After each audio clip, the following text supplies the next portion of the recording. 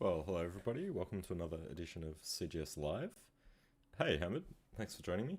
My name's Daniel Hourigan, and I'm the head of effects at CG Spectrum. And today I'm going to be starting a new project. We previously were working on the Tornado project, and I might come back to that at some point just to finish it off. But someone a couple of weeks ago, I can't remember who it was, but requested a sort of tidal wave scenes, so I thought it might be a cool thing to play with for the next couple of streams. Something that I've been wanting to do myself for a while, so I think it'll be quite cool. Hey, Michael, how's it going? Nice to see you guys here. So I'm just going to jump straight into Houdini, and I've actually got I had this scene already, which is a kind of destroyed city scene. Hey, John, how's it going? So yeah, I had this scene already kind of set up for another shot that I was doing, and it's quite a cool, little scene. It's actually kind of really hard to see. It's a cool little scene of destroyed buildings, and I thought this might work quite well for, for doing a tidal wave crashing against some of these buildings. So hey, Hardik, I think was it? Hey, Robert, how's it going? I hope everybody's had a good weekend. Hardik, was it you that suggested the tidal wave? I can't remember. In any case, yeah, I thought this would be a really cool scenario. So I've just been having a look at different camera angles. So this was the camera that I was working with for this shot. This other shot was a kind of desert shot with dust. But I feel like that we want to have a low down kind of camera angle. Oh, it was you, Hamid. Oh, sorry. Cool. Well, thank you for suggesting it. I think it's really cool. So I think to show like a really big, perfect storm style wave, it would be great to have the camera low down. If you have the camera sort of looking top down. Hey, Audrey, thanks for joining us. If you have the camera top down, it sort of doesn't give you a lot of perspective to show like the awesome size of the wave. So I want to have like a really cool low angle. Ooh, too low. No, go back. This plane is really big. There we go. So, a nice cool low angle. Let's jump back to one of these cameras so we reset our view. Will, give us the ability to show off that kind of awesome size of the wave coming down.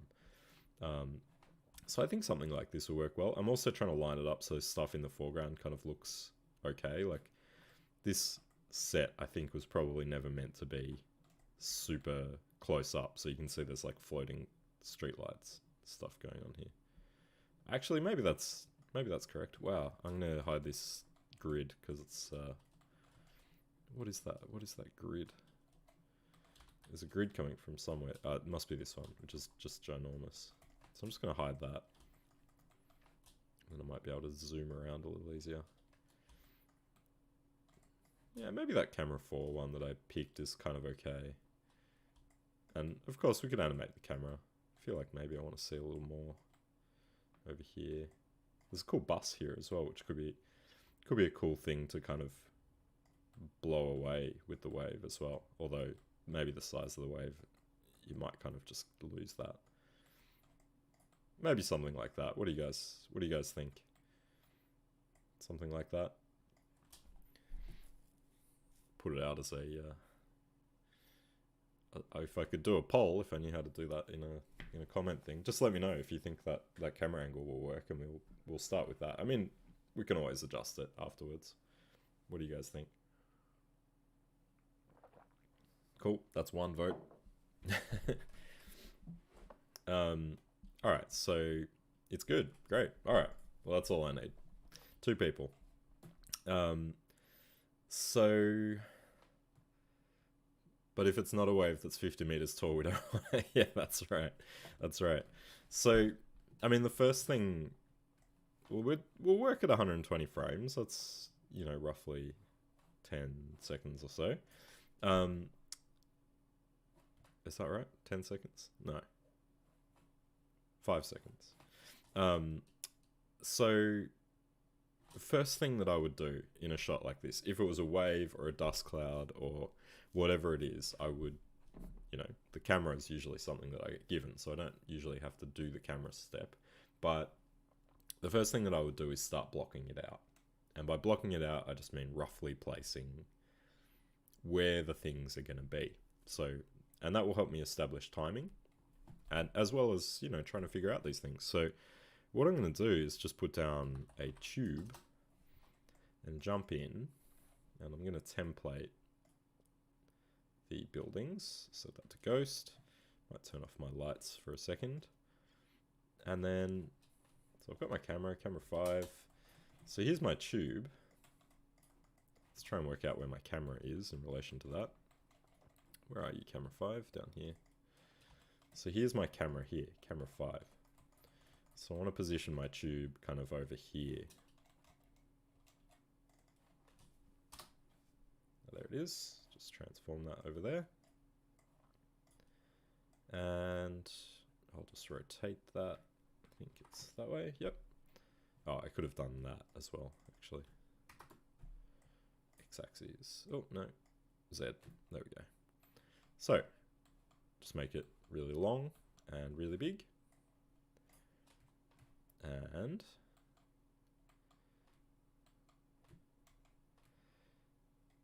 so there's kind of, you know, my shape for my wave. Make it longer. Like that.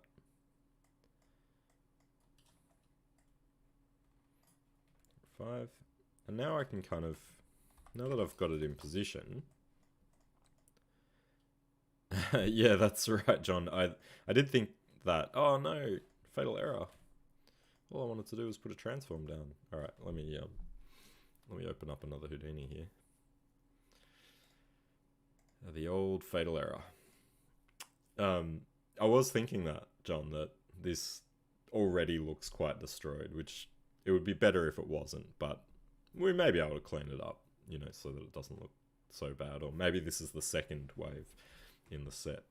Alright, so here's my other Houdini. And let's go and see if we can open this out of temp. Wave start. There we go. Oh, my tube is still there. That's good. Wave shot.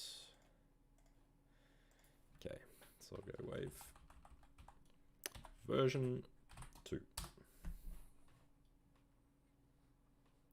Yeah, that's right. It's that one city. It's always America. It seems to get the worst of the alien invasions and the natural disasters. Australia is usually just shown on a map as also been destroyed. LA, yeah, that's right.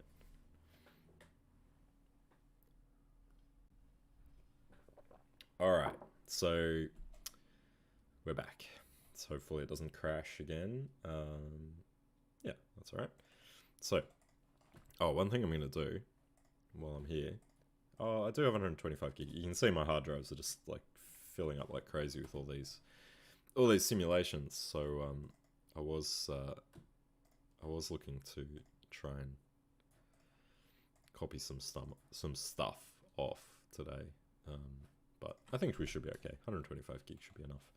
All right, so transform. What I was going to do was transform this towards camera. So see if I'm going the right way. There we go, X. So we'll start that at 0. Chuck an Eiffel Tower in the back. That's a good idea. I think I do have some Tokyo stuff. We could flesh this out. I just thought this would be a good starting point. Alright, so what I'm going to do is go back to frame 0, and I might transform this back a little bit. Let's go 10, and then towards the end of the frame, you know, I'll just move it forwards. I'll hit enter on there so I can drag it through like that. And that's probably going to be too much for the shot, because that will kind of just wipe through and then, you know, kind of be just out of it. So I'm thinking maybe maybe we'll stretch that out a bit longer. So take our keyframe here. Actually, what do I want to do? What do I want to do?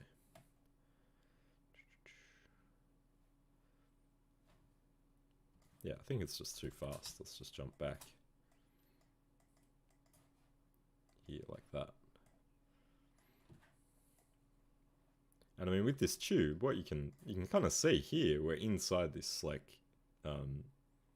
tubular wave, I guess, totally tubular. So maybe I'll just clip it. Yes, you could change cameras. Yep, that's a good idea, definitely. What I'm going to do on this wave is just clip it so that I only have half a wave. So where's my clip? I should probably... It's always good to do things at origin instead of offsetting the center of this. So what I'm going to do is I'm going to put a transform down after this tube here. I'm going to copy the center attributes off here and put them in the translate, so paste values. And then I'm going to reset the center of the tube to 0. And you can see how it ends up in the same place. So I've just moved those transforms off the tube onto this transform. And then I can do any kind of manipulation to the model at origin, which makes things a lot easier. So now I can put my clip down. And the tube is probably a primitive, so I'm going to switch it to polygon. Change my axes for my clip, which would be X. There we go. And now I've got a wave. So let's take the radius down a bit.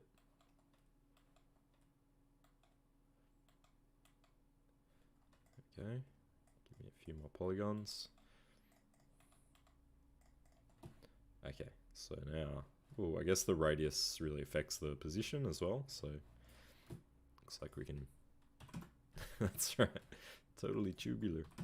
Let's see, it's not really, I guess the radius has really kind of pushed it back a little further than what it needed to be. So now, oh, there we go. So that's cool. That's kind of what I wanted to see, that sort of wave moving. Looks like we need to make it a bit bigger. So you can see how important this blocking step is, though. Instead of just jumping, straight into effects. And in reality, this wave doesn't necessarily even need to be a simulation. This large part could just be a geometry with, maybe an ocean spectrum on it or something like that, that looks like, a wave. And then on top of it, we add all the additional elements.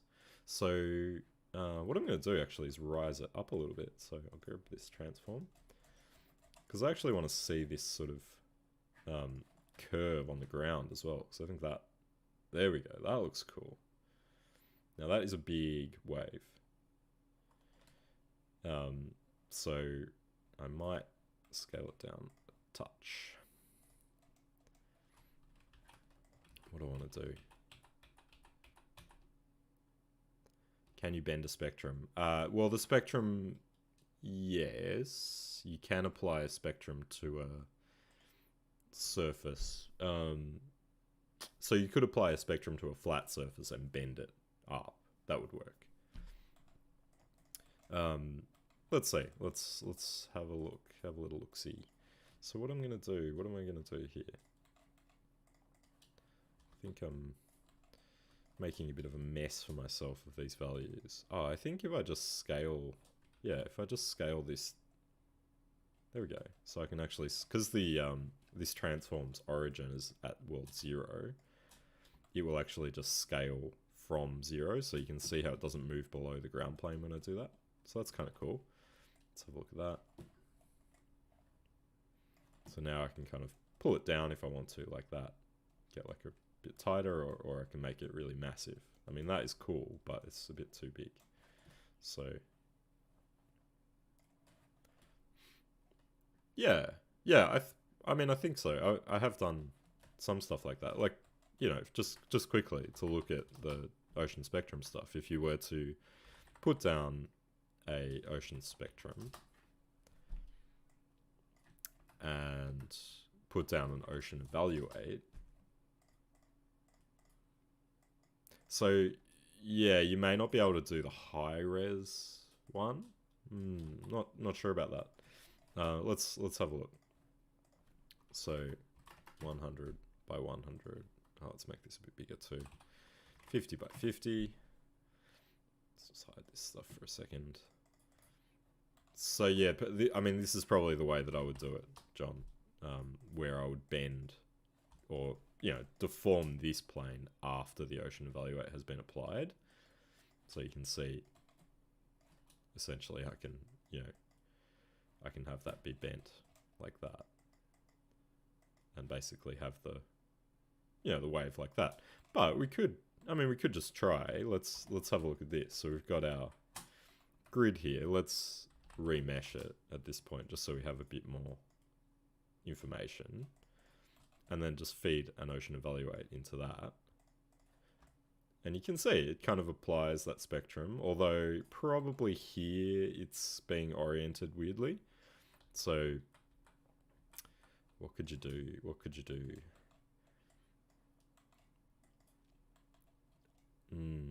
I think, yeah, it's probably better to start with a flat plane and then deform it, maybe. Maybe that, you know, that would be a better way to go. If we were applying the ocean spectrum like that. Yeah, I don't know.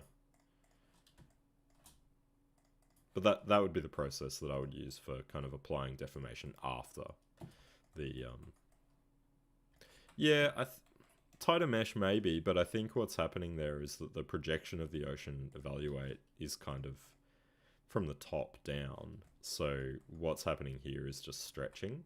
You can see how we get like undulating at the top and the bottom, but then here is just, it's just stretching out, which it doesn't really look that bad. I mean, that's kind of, it looks kind of wavy anyway. So,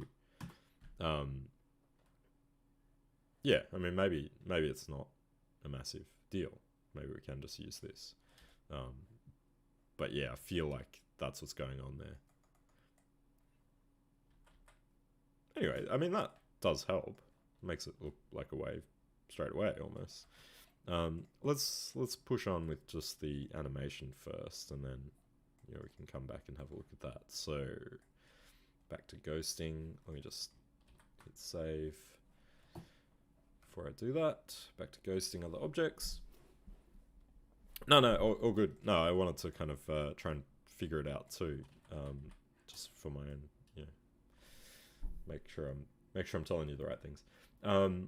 So yeah, I think that's pretty cool. And one thing that we could do with this geometry version of the wave, if this is indeed the one that we're going to use, is we could have it kind of crash down over time as well. So I think what I'm going to do here, instead of having this, see how at the moment I'm transforming it sort of from here and it's sort of moving across. What I'm going to do is put my pivot here and transform it. So I'm going to get rid of this animation, set that to 0, and then I'm going to transform my pivot. And you can transform your pivot by hitting, I think it's insert is now pivot mode. There we go. So I'm going to put my pivot just kind of in the center, but I'm going to leave it. I'm not going to put it, like, do it based on the centroid, because that would put it smack bang in the middle here. I still want it to be on world 0. So that's kind of fine. Like that. Okay, so now I'll move it. So I'll get out of pivot mode, hit insert, set keyframe, and go forwards. No, I'm set to on mouse up, that's why it's lagging behind. There we go. 5.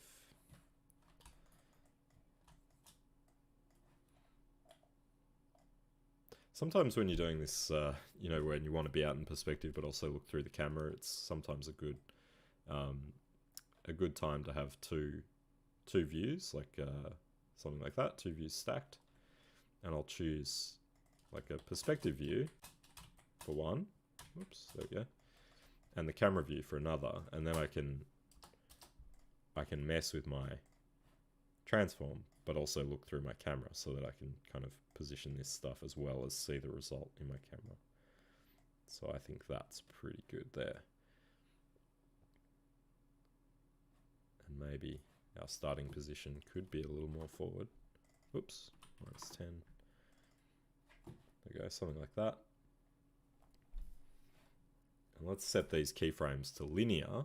So instead of doing this through the animation editor, shift clicking and adjusting these, you can just type this linear and it will change the animation curve. So you need to do it on both keys.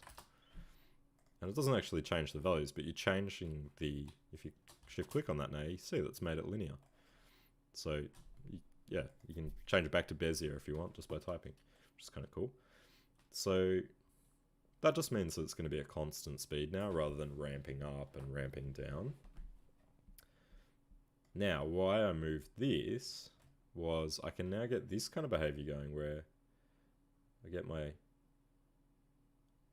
wave rolling like that, and I could kind of create a sort of crashing effect, even a scale as well at the same time, so that I could kind of, let's see, it's Z, it looks like. So I could actually have it sort of rolled back a little bit at the start, and then through the shot, I could actually roll it forwards. So let's see. So you can see I get that kind of little bit of rolling motion. I mean, maybe I want to roll it even more. And I could also scale it at this point as well, so that it kind of looks like it's really kind of crushing down. You can see as I scale this like that, or maybe adjust the, maybe even just adjust the Y scale. So let's set a keyframe on that. And maybe, yeah, maybe we'll set a keyframe there as well so it doesn't start straight away. And then let's go down to like 0.4, and you can see, whoops, you can see what's happening in the other viewport there, how it's sort of, you know, bending over more, so squashing down and crashing almost. With this perspective, it's kind of hard to see that behavior, so, you know, maybe I need to do it earlier. Click on my transform, maybe I'll move this back a little bit. There we go. So now it's kind of crashing down a little earlier. Because what I'm imagining when I'm doing this is that, you know, this edge here, this leading edge, is going to be just spray and all sorts of stuff kind of coming off it. So we want that to look pretty cool, and maybe having it bend down towards camera is gonna help with that. We could go back here and, you know, adjust the, whoops, too much. Adjust the height of this, so maybe I'll just use the slider. Perhaps we need to adjust it a little bit in this direction. So, you know, we could kind of adjust that to pull that edge just, you know, a little bit closer to camera or something. I don't know. Not sure how far we want that to go back into infinity there. Maybe we do want it to just go all the way. Alright, let's just adjust our scale here. So maybe I'll just pull this down at this point. Oh, maybe the rotation I think might help. Yeah. Ooh, look at that. That's what I wanted to see, that kind of curve.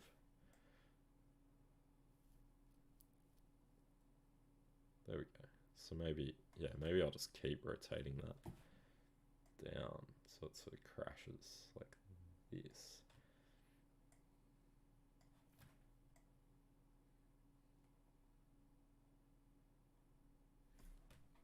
Yeah, I mean, you know, this is just kind of blocking at this point, so I'm not, you know, I'm not trying to be perfect with it, but it may end up being the, you know, the exact thing that we need. Now I think, yeah, sort of, I'm just going to roll that down like that, so it sort of crashes right down on the camera.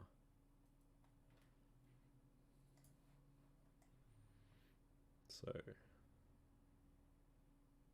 think my timing, my keys here are a little bit awkward, so let me delete those two.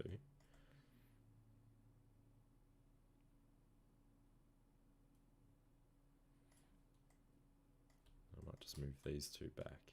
There we go. Okay. It's all about timing. Just trying to get that event. There we go. So that's crashing like right down in front of the camera, which is kind of cool. All right.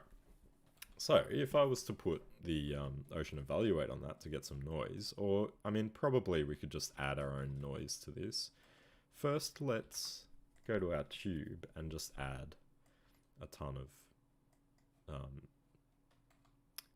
points to it. So whether we add a remesh in here or whether we just crank this up, doing it up here means that it's done before any of the transformation stuff. So this remesh here at this point will recook every frame, which is really inefficient. So if I was to move that back here, maybe after the clip, then it's only being cooked once, and then we're doing all our transformation and rotation stuff after we've done the remesh. And the remesh is really slow, so you don't want to apply that every frame. So now we can see that we've got our remesh done before, and then we're applying our animation and transformation stuff. So this should be fast now. There we go.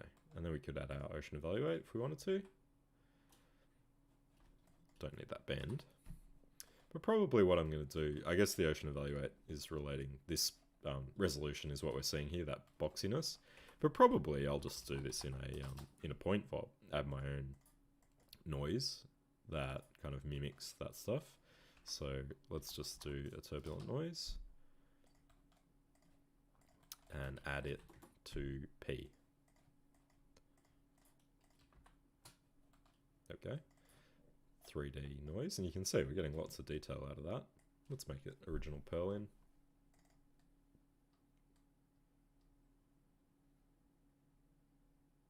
And let's adjust the frequency. Let's take it down so it's a bit larger scale. Up. Take the roughness down a little bit. So we could layer this up in you know, many different noises potentially. Let's have a look. I'll go back to single view.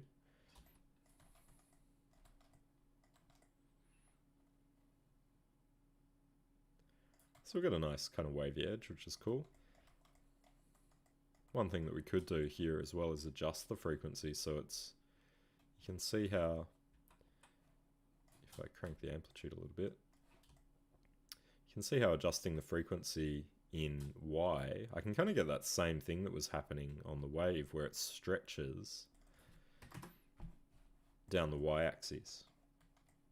So that gives me that sort of feeling that the noise and the wave sort of deformation has been dragged up. And I guess in reality that is kind of what you do see. So it really helps kind of to do that, I think. Looks pretty cool. Maybe just not as much. So you can, that's the cool thing with this, is you can really control it. And it's very sort of dynamic and flexible. Now the other thing that we could do all the way up here is actually create, you know, a bit more of wavy motion, so or wavy kind of detail to the lip of this tube. So what we could do here, rose, clip, and we could actually just edit some of this stuff. So maybe, you know, we could create a bit of more interesting edge. And we were sort of trying to do this with the rotation, but if I just scroll down to soft radius, I can sort of, you know, I can create a bit of an interesting lip on there, which might work a little bit better than, you know, the kind of just the real sort of tube shape. Even just something like that with a curled over edge. The noise looks cool. The noise will animate. The noise will animate.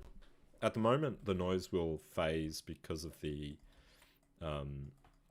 animation, the transformation. So you can see that there. So basically what's happening there is the noise is static and the wave is moving through and sampling different sections of that noise. If you imagine that noise being just like clouds of noise all over the place in 3D space, this plane is just moving through and sampling that noise at different positions. So you can see you get that motion.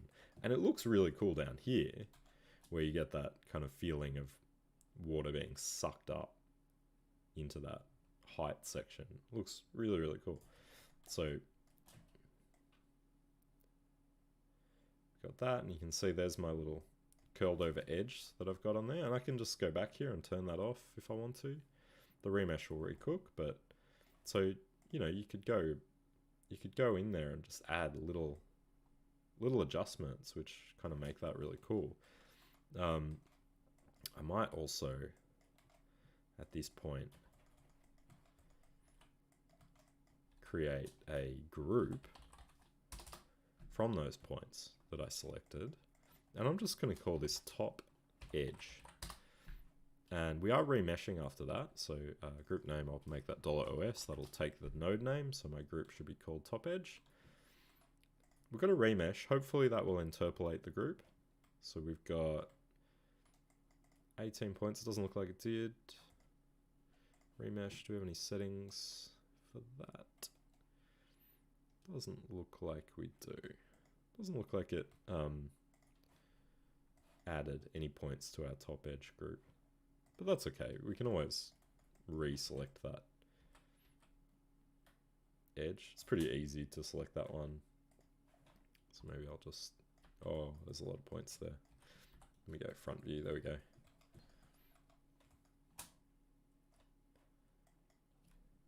just gonna... Oops. What did I do? That's not what I wanted to do. But I can actually take this point selection.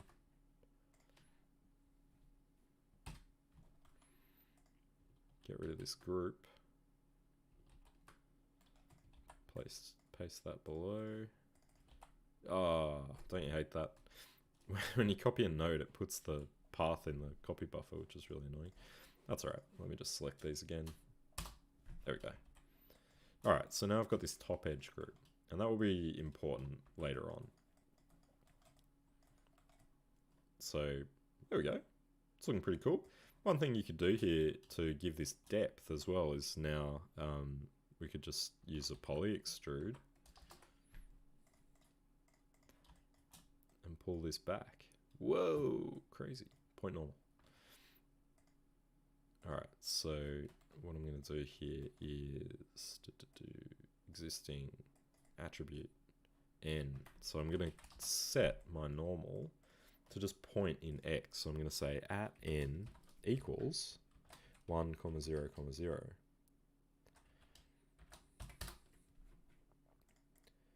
Then you can see I just get this straight extrusion backwards. It's not kind of working here.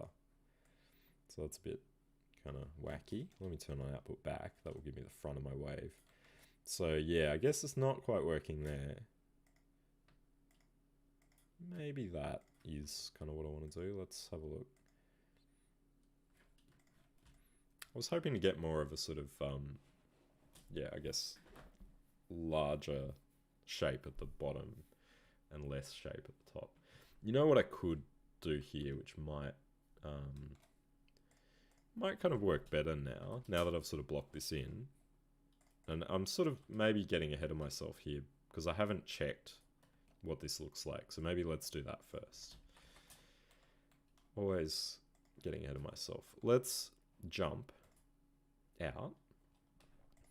I can see we've got a little thing that we need to deal with here, this little hump that's happening where we can see through to the underside. But let's have a look and see what this looks like. So I'm going to flip book. First I'm going to save. And then I'm going to flip book. Another group for the bottom. Is that what you mean? I'm going to flip book this and hit start.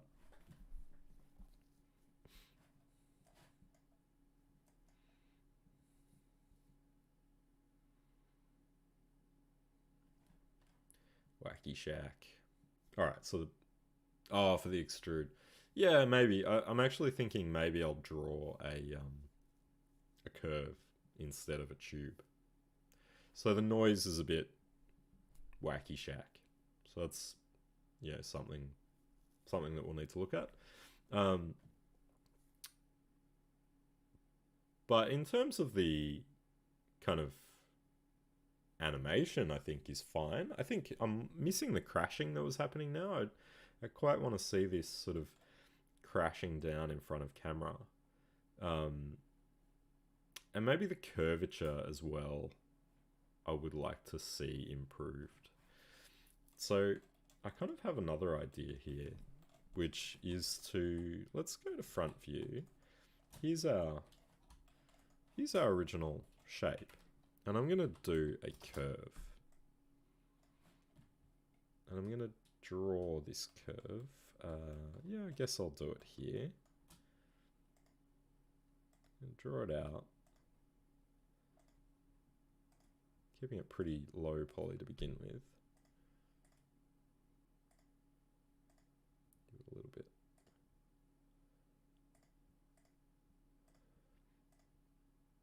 Channeling my inner Hokusai here. Hope that made sense to somebody.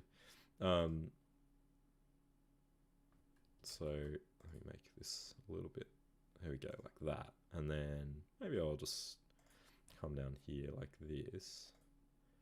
Don't know if I'll keep those bits, but there we go. So if I was to extrude this,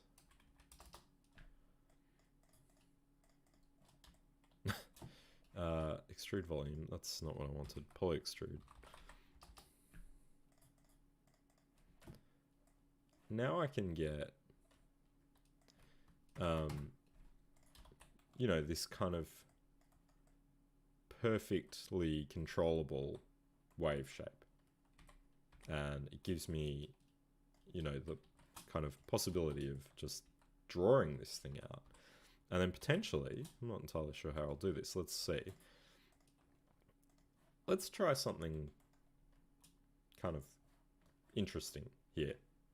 I don't know if this will work, but I kind of want to try it. So I'm going to make an edit here, and I'm going to change this stuff. So I'm going to turn on my,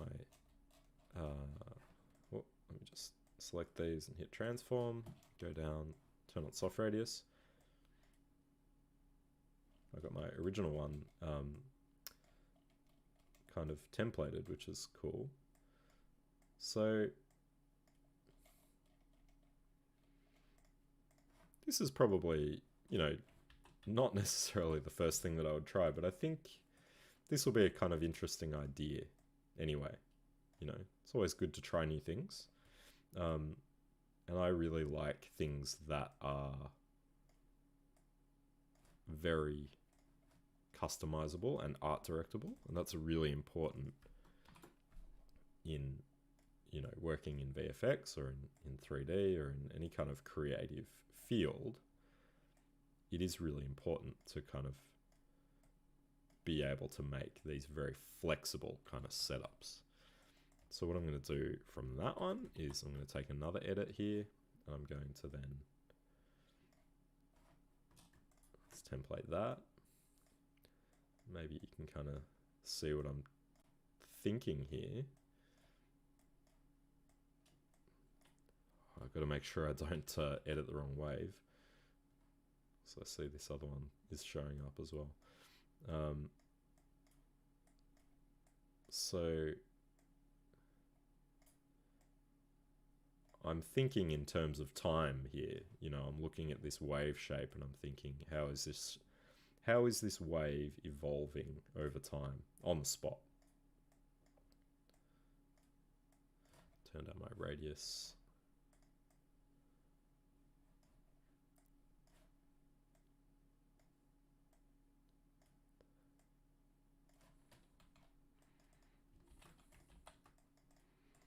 And, you know, this is potentially not something that, you know, that everyone would kind of think of as, in effects land, it's sort of, you know, you always think, oh, well, how am I going to simulate this wave? I'm going to go straight into flip, and I'm going to just, you know, run a whole lot of points into this and try and, you know, try and get this beast of a simulation working, looking cool. but it doesn't always, it doesn't always work out that way. And sometimes it's also not faster to do that than these kind of more manual methods, which, I find a lot of new people coming into effects sort of think that this is a bit of a, hack or some kind of cheat or something. But, it's sort of whatever gets the job done well and can be easily changed if the director wants a change. And, those are the things that are really kind of important, not, how amazingly awesome is your flip sim. Because if it's not right, nobody will care, kind of about that fact. So, unfortunately, that's just the way it is. So, I can't say that I've ever done a wave like this. I know that in the past, animation studios have done these kind of wave ideas where you draw the curve or a curve drives the wave. So I think, I'm not necessarily breaking new ground here, but I think it'll just be an interesting thing to kind of work through. I'm not sure if this shape is kind of right, but let's try. So I'm going to put down a blend. I might do a sequence blend. Let's see if sequence blend works, because sequence blend actually allows you to blend through multiple inputs in one. I'm not sure if it'll work with curves, but let's see. So I'll plug them all in order.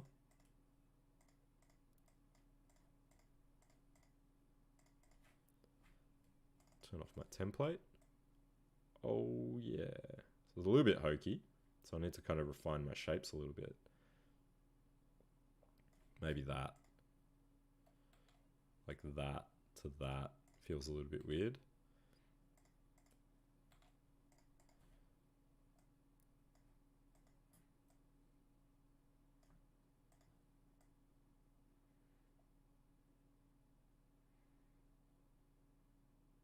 Maybe that's just not enough rotation or something on that second one. Maybe it needs to feel a little bit more sort of rotatey.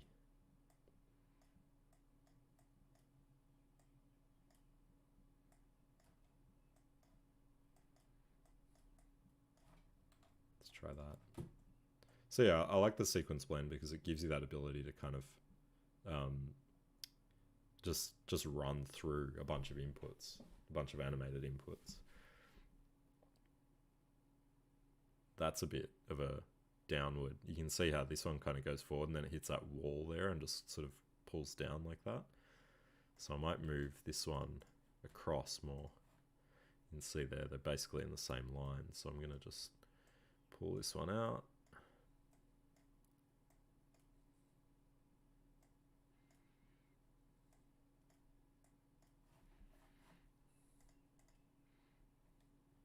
And then this one, again, probably just pull this whole thing forward. So let's increase that soft radius.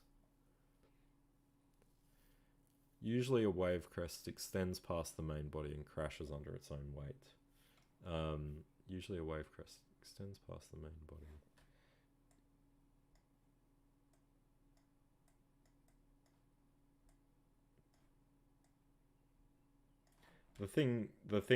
The reason I'm not doing too much kind of, I don't know, horizontal movement is because basically I'm thinking of it as happening on the spot, so that, let's see, what do we got here? Yeah. So the reason I'm doing this kind of on the spot is because I'll be adding the transformation movement afterwards. But yeah, I think I do need to kind of have this roll more. And maybe I just need another, maybe I need another edit in here, which is in between. So maybe like this, then that one, then that one, then that one. Yeah, well, it is visually pleasing. You're right. I really like, kind of working this way because it sort of, guess stylistically, it allows me to really design the effect. and that's something that I really like. You know, I have a sort of, I guess, 2D, a little bit of a 2D sensibility, so this stuff kind of really makes sense to me. But I appreciate it's not for everyone. Yeah, this kind of blending is not great. Hopefully we can make that better.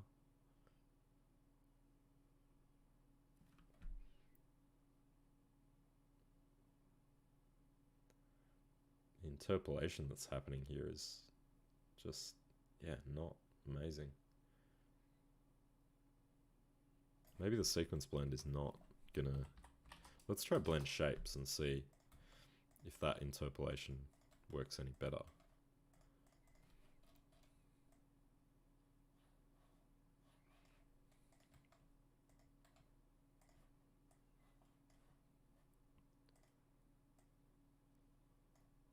See, the issue with this one is that you have to kind of... Hey, how about you? Well, I guess the thing that I'm doing here is not... I'm trying to avoid simulation, first off, but I am just blocking this shot out at this stage, trying to work out what this wave animation is going to be like. And I may come back to doing this as simulation, but I want to kind of know, first of all, what this behavior is meant to be before I go down that path. Because this, in the long run, even though, it's time consuming and I'm fiddling with this a lot, this in the long run will save me a lot of time. So even though, simulation, I was just talking about this, even though simulation seems like it's the easy kind of way to go, it does not give me the control that I need. So I want some sort of guide. And the tube, was kind of doing it, but I just thought this might be an interesting sort of idea. I can't say that I've ever done this before, but I just thought this might be an interesting idea to play with, because that's the cool thing about Houdini, is that you can do things so many different ways, and this might give a really interesting result. So yeah, simulation certainly, and this will be combined with simulations, so don't worry, simulations are coming. But yeah, so yeah, that's right, John. I mean, that's what I really enjoy about it. Hey, here we go. So now we're getting, I think, so the interpolation is still a bit kind of hokey, but and maybe it's just that I need a ton more steps. That's what I love about Houdini, is that it is a real kind of sandbox, and you can kind of just come up with these really kind of crazy workflows. And some of them don't work, but it kind of, you can just sort of mess around with this stuff until you get something that does work, and you might just hit upon this really interesting idea, or this really interesting way of working, that nobody's kind of done before, which would be rare, because a lot of people have done all sorts of different things before. Often these sort of more manual processes are the way that people used to do things, before simulations were really kind of fast and powerful. This more sort of manual approach would have been the way that animators would have done things a long time ago. So there we go. It's a little bit hokey, but let's plug this into the poly extrude, and you can see now I've got this 3-dimensional wave shape, and if I animate this over time, so 0 to I don't know, let's go 96. We'll go, so this input blend, the number, like 3, corresponds to the third input. So we've got 1 input, 2 inputs, 3 inputs, 4 inputs, 5 inputs. So 5 is probably our, oh, I guess starting at 0, so 4 is our maximum there. So let's go to 4. And now we can see, got this kind of crashing wave shape. But you can see the interpolation is a little bit kind of hokey. If I was to, let's see, resample, see if we can smooth it out a little bit.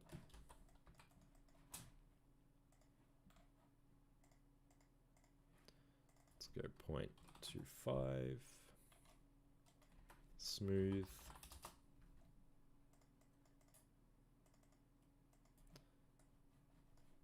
What are we dealing with here? We got polygons. You can use an attribute blur. I find attribute blur is actually kind of better for smoothing P positions. We just, hey, there we go. Poly extrude.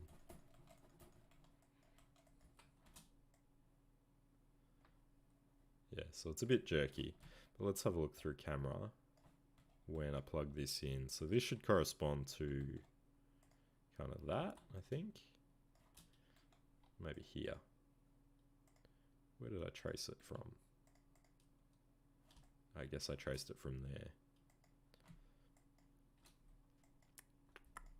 Copy that. Paste it. I'm going to get rid of the rotation. And I'm going to start it at 0. Should line up, hopefully. Let's see. Nope. What did I do? Where are you? Where are you, wave? Oh, I see. I extruded it the wrong way, so it's not showing. Let's do negative 100. Hey, there it is.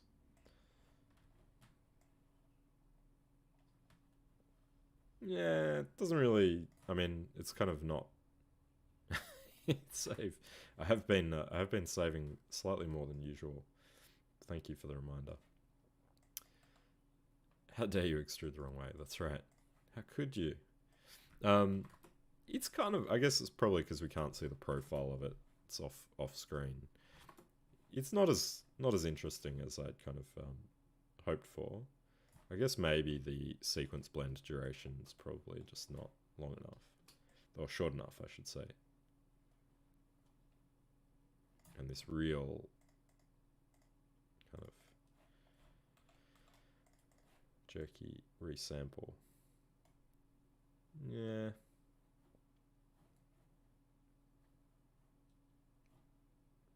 The good thing about it, though, is that I get this interior, which is what I wanted. That was kind of the main purpose of it. But yeah, it's not, I don't know, it's kind of not, I'm not loving it as much as the tube. Anyway, thank you for joining me on that journey. I think it's an interesting idea, and I could probably make it work, but I think, you know, I don't want to labor over it because it is just kind of a blocking step. Yeah, I don't know. I feel like that jerky kind of stuff is something that I really want to work out, and that might take me a long time to figure out. I may revisit that at some point. Let's just continue with this one, because I think this is working pretty well. And we can deal with not having geometry behind it, or work out some better way of dealing with that. So the noise is something that, you know, is a little bit kind of crazy. So what we could do is apply that here. At this point, our wave is not moving. If we were to apply our noise here, you'll see that the noise now does not move at all. I mean, it moves with the object, but it's not phasing. And then we could add our own phasing to it. So, hey, David, how's it going? Thanks for joining me. So let's promote the offset And now you can see I've got control over that phasing. So I could, you know, let's just do $FF divided by 24 and see. There we go. So let's have a look at that. 25. That looks pretty good. Nice, slow, rolling motion on it. Let's get this rotation happening a little better. I want that to really crash. Let's just pull this back, I think. There we go. Boom. Don't tell me you're doing a wave now, David. That's just too much. That would be great if you were. And so see this bottom edge business. Oh, you're doing waves crashing on a beach. That's cool. Nice. How's it going? That's right. Psychic Houdini powers. So this bottom edge here, you know, we see is lifting off the ground, which I don't want. Don't want to be able to see that. Arguably, I may be putting something in there that might cover that anyway, but let's just attach that back to the ground. So what I'll do with that, here's what I'm going to do there on that. I've got my top edge. Maybe I'll create a bottom edge as well. So after the remesh, I should probably create these with bounding boxes, because if I change my remesh resolution, I'm going to lose my groups. So I'm going to do that. I'm going to create a group. It can be a point group. Learned a lot about Gerstner wave formulas. Oh, interesting. I don't know if I know anything about those. What is that, like the sort of mathematical generation of wave forms? Is that how they kind of calculate it? So what I'm doing here is just there. That's kind of all I want to do. I just want to select those points right at the end there, but I'm doing it based on a bounding box, because right now, if I change the remesh, this top edge, which is based on point selection, will go away. So using a bounding box will just always capture those end points. So maybe I'll just pull this right into that point there, so that we just get that end group. So this can be called $OS, and then I'll rename that to bottom edge. Top edge, I could actually do the same, so I might delete that one. Call this one top edge. Essentially how the normals are affected, you end up basically with multiple normal maps. Oh, I see. Gotcha. Alright, so let's move this one to the top, and we'll select it this way. All the way in. There we go. There's our top edge. Now, this needs to be super duper long. So let's go 50. There we go, that should be enough. Bottom edge, 50.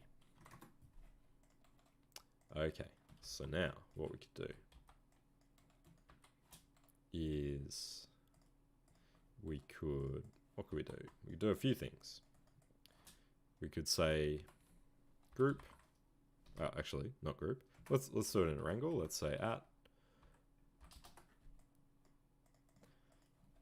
Choose our group, bottom edge, at p.y equals 0. There we go. So that will just make that bottom edge group always equal 0, no matter what. You get a little bit of kind of stretching there, which maybe, you know, maybe is not great. The other thing that you could potentially do is, what else could we do there? Let's try this instead. So what I'm going to do is use, let's try this. I'm just going to try and figure something out in a VOP. So maybe I'll put a,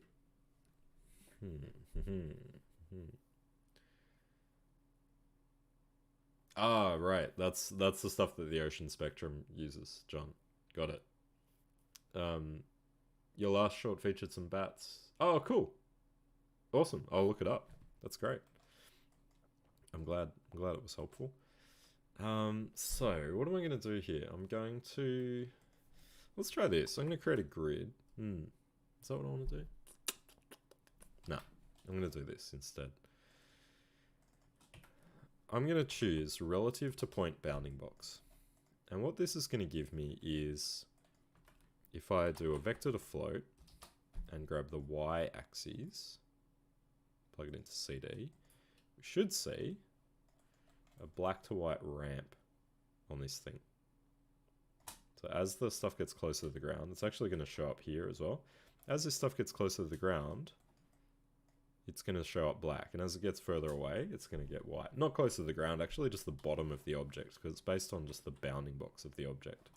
So what I could do with that, if I put a ramp on here, plug it in, go into CD, then I can kind of adjust that. So you can see how if I move that black all the way up to the top, it goes all the way to the top. And vice versa, if I flip this around, I could get things that are just sort of at the bottom, like that. And then I could use that color to mix between two P positions. So if I put a 1P position into there, and then this one could just be a constant of, actually what I'm going to do is take this P position, use a vector to float, and I'm just going to zero out, and then I'm going to do a float to vector. So I'm going to zero out y. So I'm just going to leave that set to 0 and then plug that in. What that will allow me to do is mix between everything flattened to 0 on y, but every other aspect of x and z is the same. Whereas if I didn't do this, if I just tried to mix between 1P position and 0, 0, 0, it would just collapse everything to a single point. You can see all the points are just there. So I want to keep the x and z positions the same, but I want to flatten y to 0. So bias can now be color, and I can drive that mix by this color ramp. So let's have a look at that. You can see as I take this color up, so it becomes 1 at this location here, right at the bottom, it's sort of stretching that stuff down. But instead of where I did it with a grid, where it was kind of like just doing this, pulling all those endpoints down, I can sort of control it by this fall off. So you can see I can sort of, dial that in. So that will then, oh look, these pieces here, which are kind of, I guess, below the ground. So it's moving all those up as well, which is interesting. I only want it to kind of be a subtle thing, but just pulling that stuff down so that I don't get anything lifting off the surface. And getting a little bit there, let's just pull this to a nice and kind of controllable effect. There we go. Look at that.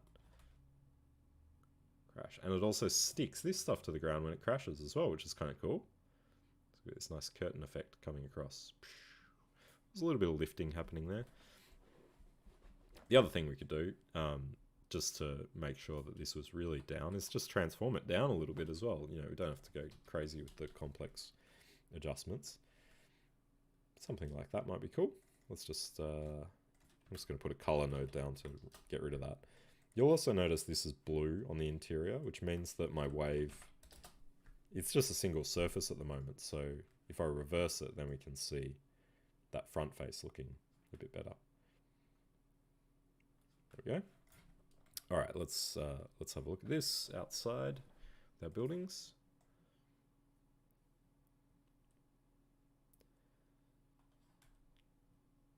Kablamo! All right. We could actually have this sort of cresting and collapsing a little sooner, and then see that, see that splash a little more. I don't know. Let's have a look through the other cameras and see how it looks. There's a bit of a wider camera angle. you know, that might be more interesting to see that sort of this will be just white water and foam, so seeing that just sort of push through a little longer might be more interesting. Don't know. Let's have a look through a different camera angle, see what that one is. Oh, there we go. Interesting. It doesn't really work. Obviously we've designed this for a specific camera angle, so it sort of doesn't work when you look at it through other cameras. What else have we got? Camera 3, yeah, I guess we'll stick with camera 5 or camera 4, the slightly wider one. It still works. So now that we've got that, we can start thinking about, you know, simulation-wise or interaction-wise, what is going to happen here. We want the wave maybe destroying buildings, but we also want a lot of interaction, you know, from the wave. We want, I guess, wherever the wave touches a building, we basically want a lot of spray and foam going on. So let's start by looking this up, or trying to set this up and see what we can kind of come up with. So I think we can keep this wave as a geometry and not have to do it as a full flip sim, but we will add flip. I'll start with particles and we'll see how far we get with pops, and then we'll see what we can do with, you know, with flip. And that we might not get to that today. So let's call this geometry. Oh, I'll just hit save. Let's call this wave. Whoops, wave. And let's have a look. I've got these geometries in different foreground, midground, and background. So I might just start with this midground building. I'll just focus on this one, this first one here. It's kind of not super in camera. Let's maybe see if there's a better one.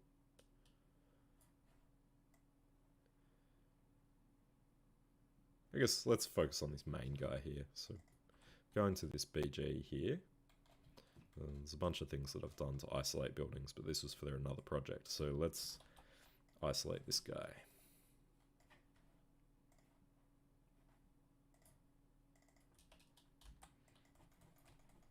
Don't have a lot of groups for these buildings, which makes it a little bit tricky to isolate them. But if I go to top view, I should just be able to do this.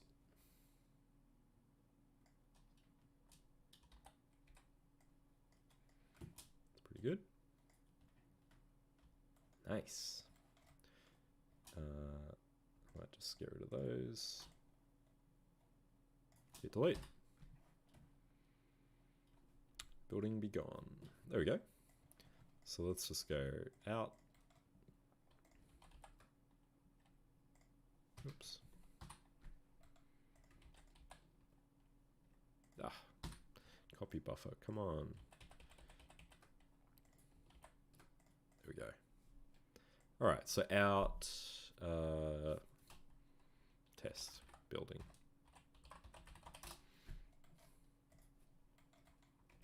I'm going to create a new geometry node. I'm going to call this one building spray. Ugh. Keyboard. All right, object merge. And it's in BG buildings, test building, there we go. And this one, we need to put an out for our wave as well, so null. Out wave.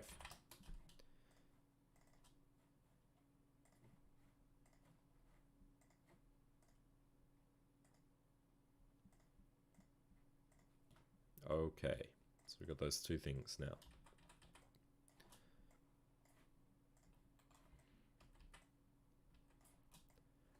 So one thing we could do here, let's have a look at our building. Hasn't got too many subdivisions. So what I'm going to do is maybe just scatter a whole bunch of points onto this building for starters. That's a lot. I'll turn off relax, because relax makes it quite slow. There we go. And then attribute transfer. This is kind of like how I start every effect. Attribute transfer, especially when, you know, one thing is affecting another. Red to black. You can see it's already transferring. CD. There we go. So I only want it to affect it where the wave is though. There we go. Look at that. Beautiful. So anywhere where that wave geometry passes through, I get these points. That's awesome. So let's blast those away. At cd.x greater than 0, set it to points, delete non-selected. Look at that. Now let's try trailing our wave of blood. Trail, compute velocity, save. I'm going to create a marker. Looks like I've already got one here for velocity. So just V, set the style to vector, velocity, give it a label. And you'll see that because this is moving, this trail is just going to calculate the velocities of this movement. So I could also transfer that to my particles so that they get the same motion transferred onto them. There we go. And that just gives me a good kind of starting point for my motion. See that? Yeah, I mean, that's right. If you were attempting this just as a pure flip sim, you'd be, you know, I'd just be talking to you guys for 2 hours watching a BGO cache, or, you know, just watching simulations. Like, it's such a huge scene. To get the fidelity out of flip, you're looking at just a massive simulation. So you do have to be kind of clever about how you approach these things, and when there's such massive scenes, you need to kind of yeah, simplify. It's my big thing, just simplify. So here's our building, here's our points. Let's go popnet and see what behavior we get out of this. So popnet, all points. I might just do points actually, so I can set a birth rate. Let's just hit play. Boom, there we go. So we got some points happening. Yeah, I mean, look, I haven't done loads of oceans, so I'm not super up on all the ocean spectrum stuff, but you know, certainly in terms of, I've done a lot of water stuff with interaction, and this is kind of, you know, this is the way that I do a lot of foam and spray as well. It's just, I just create it myself. I don't use the interaction tools that side effects have provided.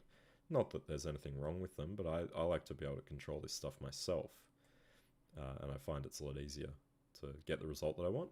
So, pop drag. I want this stuff to slow down. And I also want it to fall because we have gravity. So, pop force. And let's just set it to -2. I don't want it to fall like straight down. I want it to fall slowly down. This is very small kind of spray that we've got here. Let's have a look. Just need to run this together with our wave to see kind of what we've got so far.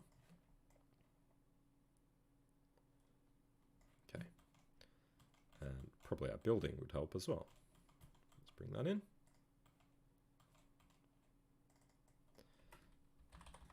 Give these a little bit of a better color.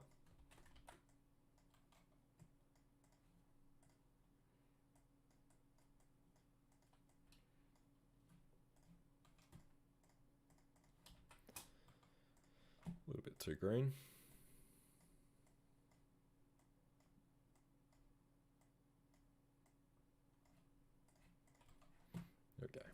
All right, so there you go. You can see that interaction stuff happening. The speed actually probably, you know, needs to be a bit greater. It needs to be a much larger event. And we need a lot more points. So let's crank that up. Go crazy.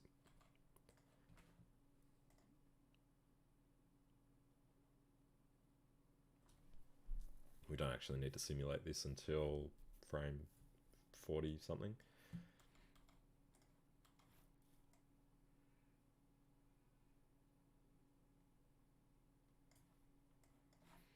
So what am I going to do here? I think what I'll do is I'll take this original birth rate down. Add some variance to my points. And I might turn down my drag as well. It's pretty strong. So we'll start this at frame 40.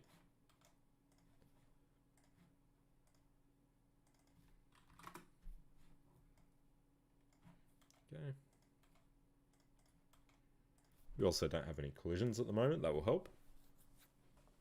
Ah, there we go. That's looking a little better.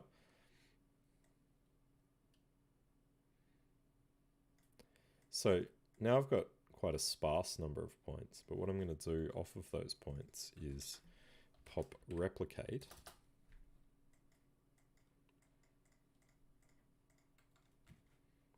So that behind those points, and sometimes I'll just do something like this to get a bit of an idea of how these trails look. I'll just say v at v equals, or times equals, 0. And that will freeze my pop replicate points where they lie. And I'm going to do that on the group. Step forward one frame. Stream pop replicate. You can see we're getting a giant sphere here because shape sphere. So I'm going to set that to point.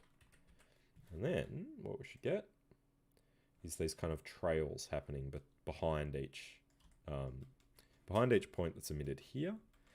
It should be trailing a point from the pop replicate. And I want to, let's see, if I set my life expectancy down a little bit, we should be able to see these trails a little clearer. Maybe? Oh, there we go. They're starting to disappear. Let's make it even less. 0.1. Oh, there we go. So it's a little bit clearer to see those trails now. So what we can do is have like quite a ballistic initial particle. So let's go back here. We've got this velocity on these. But let's add a point velocity. There we go. We'll keep incoming velocity and we'll set the curl noise. So that will add some crazy curl noise. Let's see what that does. I'll just disconnect this stuff for a second so we can view. There we go. So that's a lot more kind of chaotic, which is great. Let's add these back in.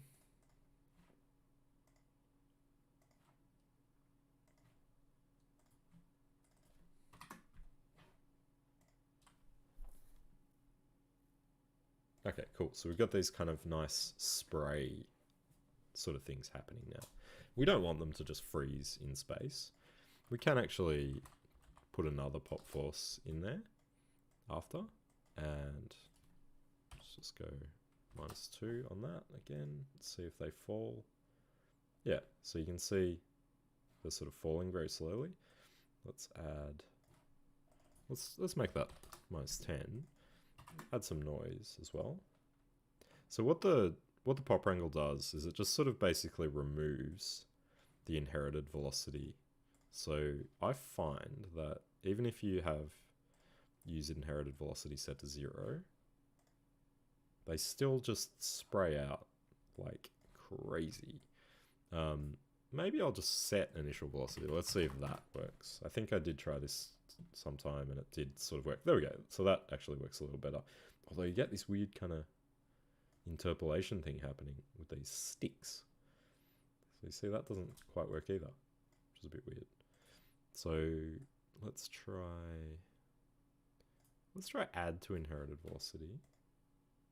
Yeah, just, I don't know why, it just doesn't give me anything. Let's try just setting it to a really low number. So 0, it just passes the velocity straight through, which is broken. Seems like this complexes things, you think so? How, in what way, Hardik? I mean, if you think this is complicated, you know, I think doing this in Flip just is very challenging. I can certainly show you how I would do it in Flip, but yeah, you know, this is not the way that I would not approach it by doing it in Flip. Even though doing something in a simulation might seem easier, to get the quality that I want in terms of the fidelity of the number of particles and the scale, the simulation will be just out of this world because of the scale of this effect. So I'm really trying to avoid, you know, doing stuff in Flip as much as I can. So, well, let's see. What do I want this to do? Yeah, so I'll have this inherit just a little bit. That works a bit better. You can also inherit negative velocity as well, so that the trails sort of stream backwards. You see that? So they sort of stream off the trailing point. Yeah, look, that's okay. I mean, you know, it's all just experience. You're at the sort of start of your Houdini journey, so a lot of things will seem kind of complicated. And I guess, you know, for a lot of new people, even though I'm not really explaining what I'm doing, because this is not meant to be a lesson, that's what our courses are for. It's teaching people the meaning of all this stuff. You know, seeing me work and seeing how somebody who's been doing this for a long time work is a really good way just to think differently about things, and to, you know, that's why I'm sort of telling you that you don't always have to do things as simulations, just trying to give you a bit of an idea of how, you know, how we work when we're doing this stuff in film. We don't, a lot of the times, you know, we try to avoid doing simulations as much as possible, because experience has told us that simulations are hard to control. They're really kind of slow. And if somebody wants a change, it's a 24-hour to 48-hour turnaround. So, you know, with this setup at the moment, granted I'm not finished with it, but with this setup at the moment, if somebody wants a change to that wave shape or to the way these particles are running, I can have it for you in an hour. You know, so it's a big consideration when you're working on this stuff at a higher level, is that you have to make things that are easy to manipulate, easy to kind of address notes from director or VFX supervisor, and, you know, are quick to turn around. Yeah, thanks, John. I mean, I think, yeah, that's, you know, and this is the good thing with, you know, with doing something like the CG Spectrum intro to Houdini or the Houdini diploma courses, is that you have someone like me, a mentor that has been working in the industry and with Houdini for a long time, that knows a lot of these tricks and sort of things that can make your life simpler. And we teach you, you know, the basics of Houdini and all the things that you need to know. But then there's this other important side, which is, now that I know all this stuff, how do I work with it in a way that, you know, makes sense and doesn't kill me in terms of my computer or the time that I spend doing something. So that's just something that you learn, you know, you learn from time and through practice, but it's something that I try and share with people, is that it doesn't always have to be, you know, it doesn't have to be simulation. It's what Houdini's really good at, but it doesn't have to be that all the time. I'm glad. I'm glad you still enjoy it, Audrey. That's good. So this is getting there. It's not still not quite what I'm after. We got a lot of points now.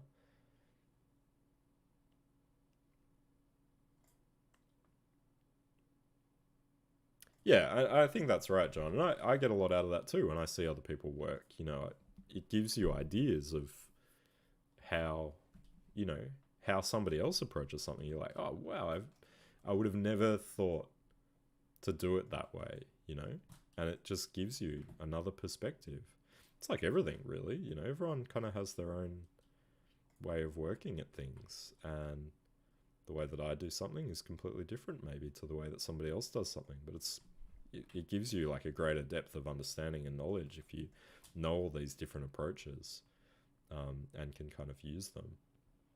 So, yeah, I'm not, you know, it's okay. I'm not super thrilled with this at the moment. One thing that, you know, we could potentially do with this is run it into flip, but I'll proceed with this for a little bit longer. So one thing that I'm going to do here is, hey, what is it? Stony Gaming, Stony Gaming Live. I was going to say Stony Aiming Live, and then I realized that I can't read. Thanks for joining me. You're joining me on Twitch. Not many people seem to watch me on Twitch, but thanks for stopping by. I'm working on a tidal wave. So this is Houdini. Houdini is a effects or VFX software. It's a complete 3D package, but it's sort of well known for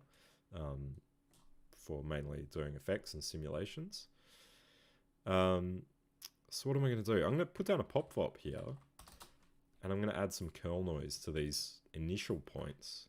So there's a few ways of doing this, but one kind of way that I like doing it is just to add curl noise to the position of the particles, and it's a really kind of direct change, but you have to take the amplitude right down. So you can add it to like the force or the velocity, but I find just adding it to P gives me a really nice sort of direct change, and it's kind of an instantaneous change, whereas adding it to force, it takes a little while to accumulate, but this gives me like a really nice easy way of just getting some sort of curling shapes in there. And then when I add that pop replicate back in, I should see a bit more of a wiggly kind of trail coming off. The goal with this, yeah, there you go. You can kind of see those have gotten a little bit more curly and a little bit less linear. The goal with this is to make it feel like flip, essentially, you know, a bit more organic and a bit more kind of interesting. I'll show you one thing actually I discovered the other day, which is really, really cool. Attribute blur. I did that earlier on the wave, the attribute blur. But with points, if you turn off pin border points and set it to proximity, and it looks like I'm also merging out my ground plane here, so I'm just going to change that to be star pop star Houdini. Yeah, I mean, you can get the apprentice version of Houdini for free, and it's full featured. You will get a watermark, but you can learn it. It's fine. You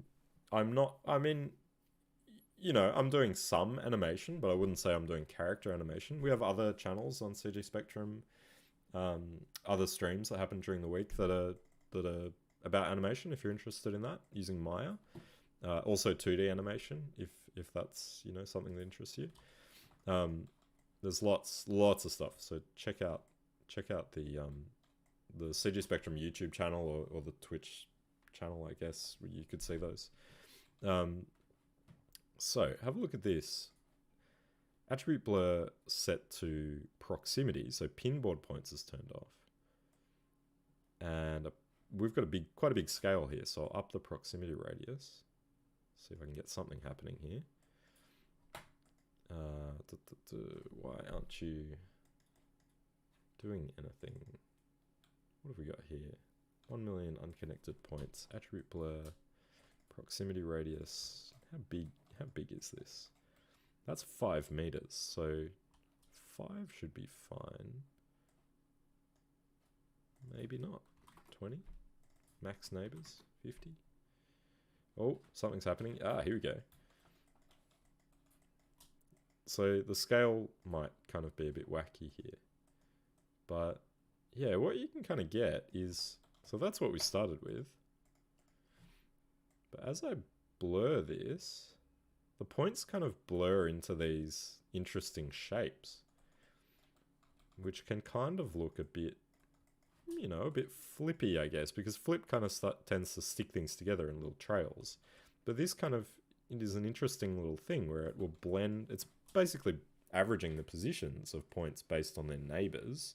So it will average those points out. So you can see the more neighbors that I give it, the more it will sort of average those points together. So, you know, if you just do 50 neighbors, it's just going to look, this amount be the point, and it looks for 50 neighbors to average. But there's also this radius as well, so that's going to control, be the sort of limiter on the distance it looks as well. And then the more you blur, the more you kind of get these interesting, really interesting shapes. Is it possible? Yes, I did forget to watch again. Sorry, Hardik. I'll make a note if I have a pen somewhere. Find one. I'll make an. I'm thinking too old school here. I'll just make a note. Again, I did make a note last time, but I don't know what happened to it. Luca trailer.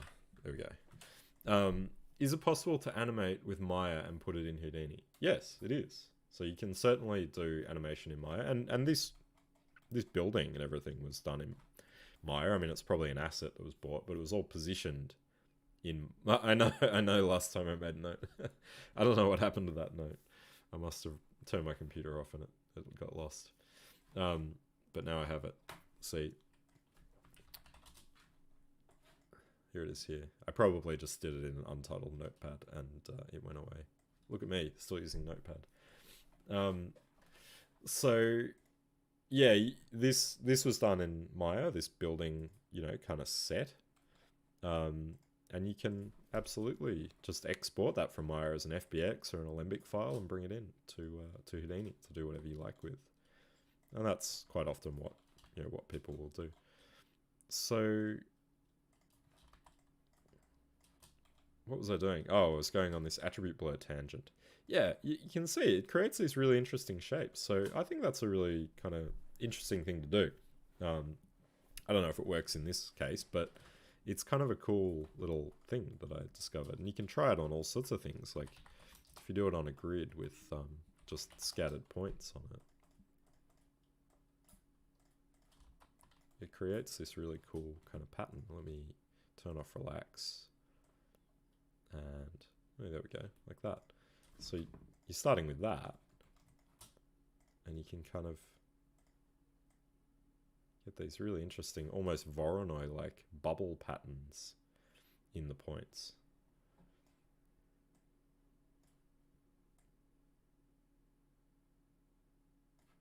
Maybe not even need a scatter. Yeah, I guess you do. Crank that up. Yeah, so the points really seem to make a huge difference there. And then, you know, imagine if you use like a particle fluid surface on that. You're waiting for my review. Yeah, sorry. I will watch it straight after this. Now that I've waited so long, I made you wait so long to hear what I thought. I don't really, you know, watch a lot of stuff. That's kind of why. I don't have time. So, you know, you could create some really interesting patterns with this type of effect. You give it a ton of points, or maybe work out some interesting things that you could do with it.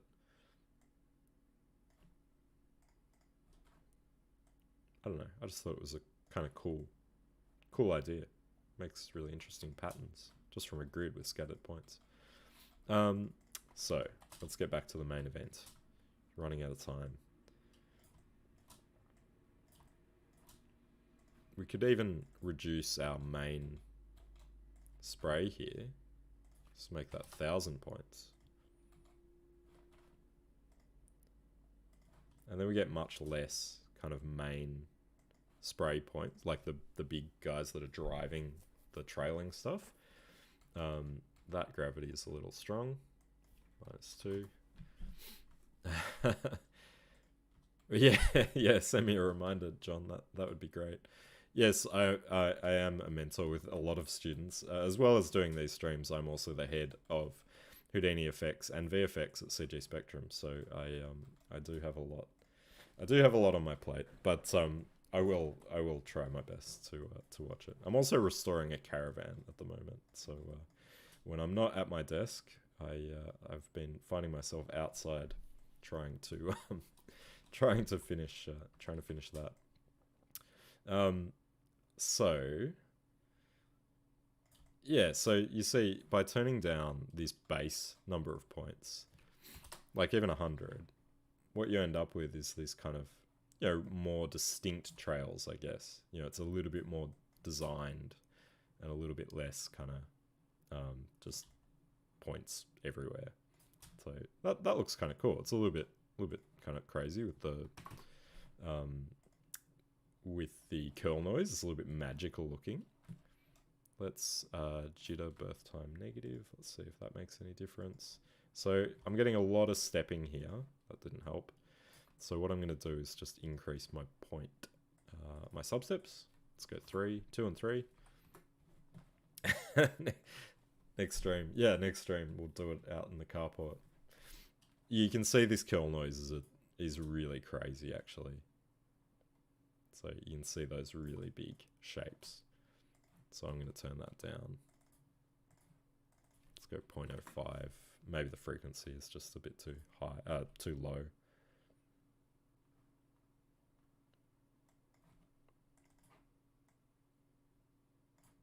Could also be this. Let me turn this off. No, crazy curl noise. Let me just turn that off for a second and see what the behavior is like. Ah, just nice and boring. All right, turn that back on. Curl noise, let's increase that. Take that down. So because we're adding it directly, it only needs to be a very small amount. Otherwise, yeah, it just kind of, it goes a little crazy. How many hours do I work in a day?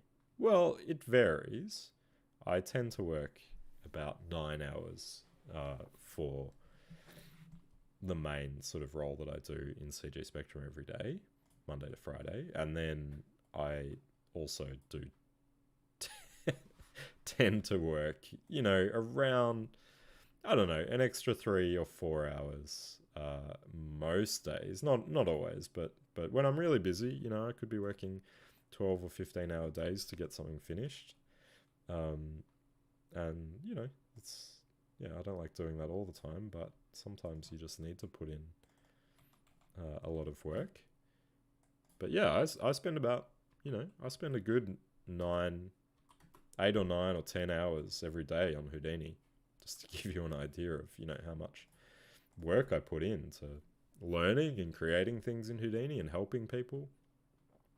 Kanagawa-esque, that's right, John, thank you. I'm going for something a little stylized here, I guess. You can see this curl noise. It really does, you know, add some really interesting shapes, but it also can, you do have to be careful with adding noise because it can start to look like magic. So you see there, it's kind of subtle, a bit more subtle. I also want these to really spread out, these trails, so to make them a bit kind of wider. So I might add a little bit of variance to that. Let's see if that helps. Ah, there we go. Look at that. Oh yeah, that looks nice. Okay, so maybe a little much, and maybe I've got too many points here. 1,000. Nobody asks me questions after business hours, John. Yeah, I do get, you know, because I mean, I live in Australia, but I have students that live all around the world. And, you know, they ask me questions at all kinds of hours. And if I'm awake, I will, you know, I'm not too busy. I will go to my desk and reply and try and help people out. That's what, you know, that's what it's all about. Trying to help people learn this stuff and get a job. So this isn't quite working, but it's kind of cool. You know, it could be a really cool event. I feel like it's happening a little late, to be honest. Or maybe it's just the speed is a bit too low. So maybe I'll just crank the inherited velocity up a little bit so that they really shoot ahead a lot more.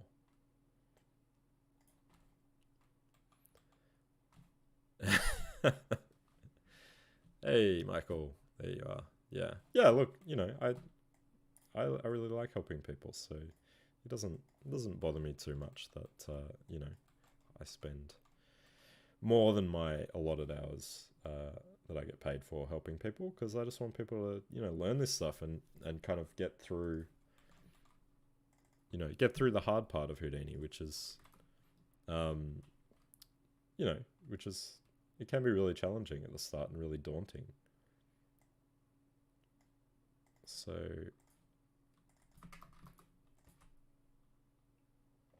let's see. I think we need more base points. I think we're not getting enough here. Let's try 500.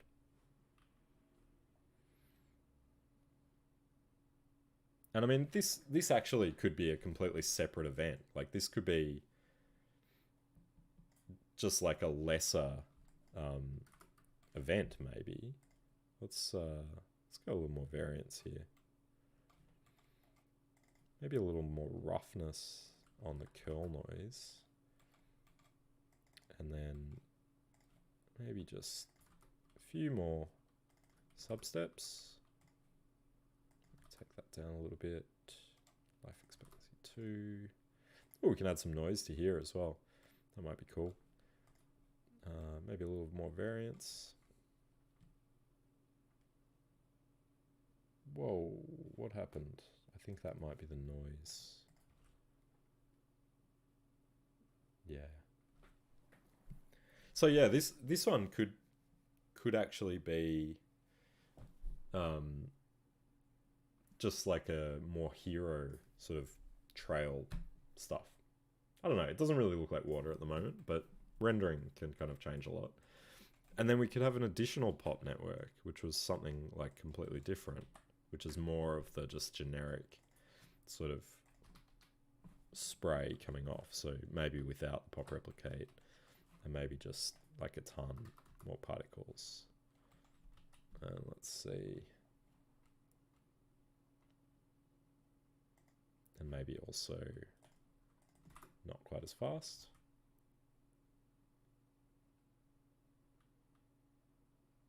And then we'll see more down this front edge as well.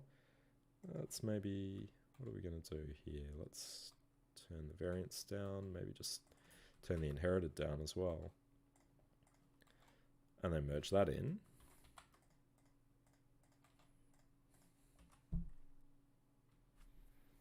Let's see what that looks like.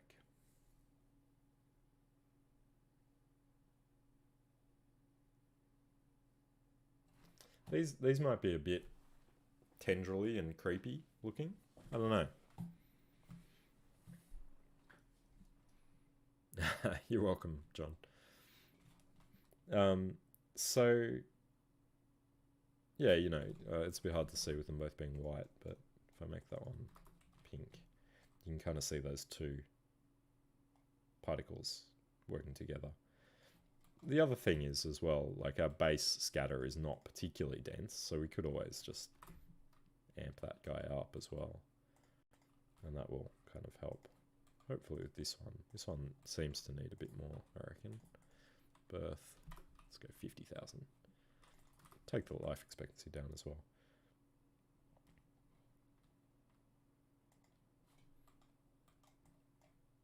We could also do something like pop interact. And set the we set the force to negative.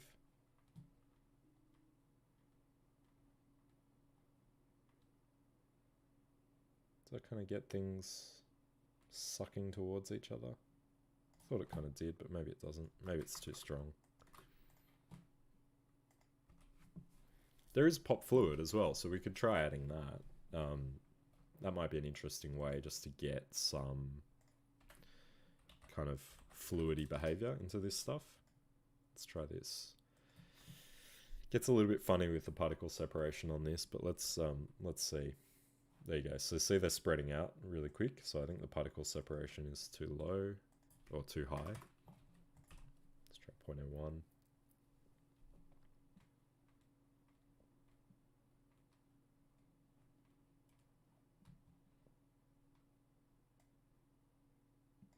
Is your question about particle fluid, John, or are you questioning Audrey's Daywalker remark? I assume that has something to do with Game of Thrones or some such, because I don't really understand either. Oh, Resident Evil.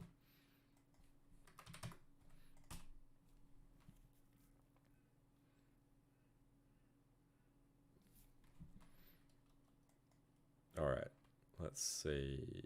Tensile strength, I think if we increase this viscosity... It's been a while since I've used this particle fluid. Pop fluid. Can't really remember what the settings are exactly. Probably also the things dying doesn't help.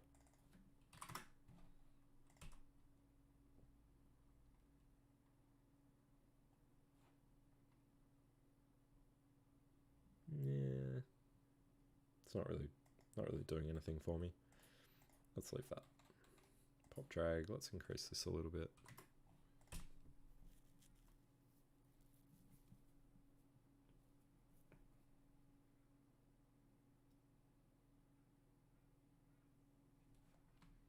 It's a bit crazy. I think that's probably coming from this.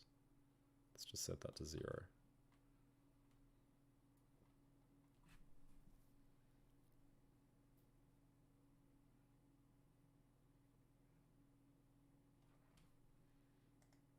Why are you so crazy? Let's turn off the pop-fop. Let's turn off everything. I'll leave the pop drag. So yeah, the pop-fop probably don't want. Let's have a look. Ah, there we go. So the pop-fop I think was adding that curl noise, which, yeah, maybe wasn't helping. Let's try turning the pop fluid back on now and see if that looks any better with the curl noise off.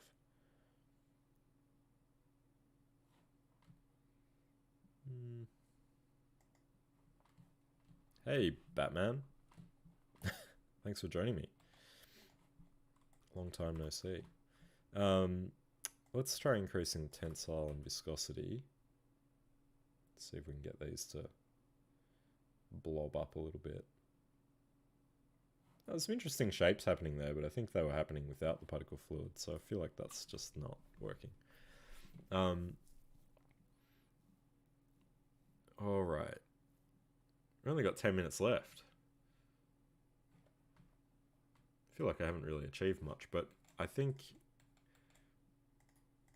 I do have the kind of bones of a good setup. I just need to kind of run it and see what we get and just keep adding things, you know. I would usually kind of go into rendering pretty quickly when I'm doing this stuff as well, just to see what this stuff kind of looks like. I mean, in the last 10 minutes, I can just render this and see what it looks like. So we've got our wave in another object, so we don't need that. Let's merge these together. No, only 10 minutes. Yeah, no, it goes fast, doesn't it? Let's merge these two things together, and I'm going to just put an attribute wrangle down and say at p scale equals 0.01, something pretty small. And I'm going to revert the color to white. I want to begin graphic design, but I don't know nothing in this program, Adobe Illustrator. Well, I'm not using Adobe Illustrator, but I don't know if we have anyone working in Illustrator. Audrey, do you know if anyone works in... I don't think anyone works in Illustrator in the CGS streams, but we certainly do have 2D streams. I'm working in 3D, yeah. So probably it's not going to help you. Although you can do lots of cool kind of graphical things in Houdini, but yeah, this probably isn't going to help you on your quest. Photoshop. Yeah, well, it might be worth checking out our other streams, Batman, on the CGS YouTube channel, because we do have a lot of 2D streams. They don't tend to be more... They tend to be more artistic rather than graphic design, but if you're looking for, you know, things like that, Photoshop is not free, but there are alternatives like Affinity or Critter, things like that. Affinity has yeah, a few options. Photoshop is definitely, yeah, the go-to, but it's not free. I don't think there's a free version of it. So, let's set this render up really quick. I'm going to go materials. Oh, looks like I've got a whole bunch of stuff in here already. I'll just get rid of that. Principled shader. I'm going to drag that onto the wave, and then I'm going to just grab this utility constant shader for the particles. Drag that on. That will take the white from the particles and just, it's got use point color turned on. Principled shader, let's go reflective 1, roughness 0, base color. Go for my kind of bluey, greeny color. Something like that. Really dark, maybe a bit bluer. Okay. No graphic design streams. Yeah. Life drawing stream, yeah. And then there's also concept art. I can't remember what day that is. So, oh, $10 a month. That's not too bad, Audrey. I thought it was more, but maybe it's changed. It's been ages since I've used Photoshop. Working at studios where the operating system is Linux, you don't have the ability to use Photoshop, which is kind of annoying. So I just kind of got used to using GIMP or Critter. All right, out context. I've got a whole bunch of mantra ops. I'm just going to get rid of those. That was from the previous project that this file came from. And I'm going to put down a new mantra. I already have an environment light in my scene. And I've got camera 5, so I'll make sure I put that on my mantra node. Here, camera 5. And then I'm going to set my resolution of camera 5. Where are you? Come up here. Set my resolution to HD. Get rid of that background image. And I'm going to render this at half res. I'm going to choose my rendering engine as PBR. Set my pixel samples to 1 to start with. Limits. Going to come down to 3 and 3. And that should be alright. Okay, so what else am I going to do? Under building spray, I'm going to turn on sampling, velocity blur. I'll do that on the wave as well, why not? I don't think I have a trail on this though. Let me put a trail here to calculate that velocity. And yeah, we've got our environment light. Let's see what it looks like. So I'm going to render this BG buildings as well. So go to my out node, objects. Forced objects is going to be wave, building spray, and BG buildings. And ground plane, why not? Actually, ground plane can be under forced matte, so it doesn't actually render. Whoa, Control V, Control B. Candidate lights, I think I only have one light. I'll just stick it in there. Okay. Save. Render view. Mantra 1, camera 5. Render. No redshift. No, I don't have redshift in 18.5. I may end up switching to redshift for this one. I don't know why I haven't done it yet, but I still just haven't. I've only got it in 18, not 18.5. Alright, so there we go. We got something. It looks awful, but we got something. So let's make some adjustments to our building spray. Do we have velocity? I should maybe use redshift. Yeah, I should.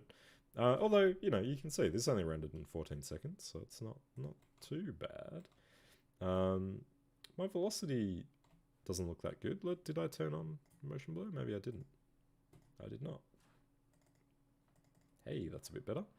All right, objects, building spray. Let's take that P scale down. 0.005. I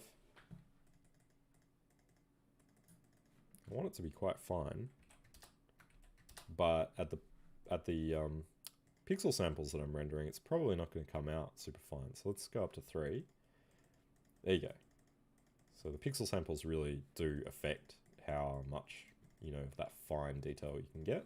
So if your points are too small, they won't show up. Now, probably it's a good idea.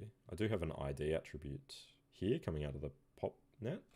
So I'm going to fit01 rand at ID. So I'm going to create a random value based on the ID of each particle.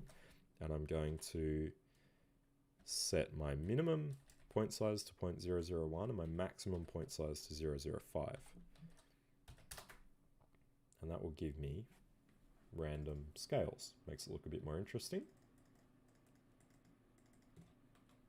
Let's look at this wave. So the shader, it's very reflective. Let's add a little bit of roughness. Maybe even just turn down the reflectivity. And I mean, we could make it slightly transparent as well. Might be interesting. Let's make it fully transparent, see what that looks like.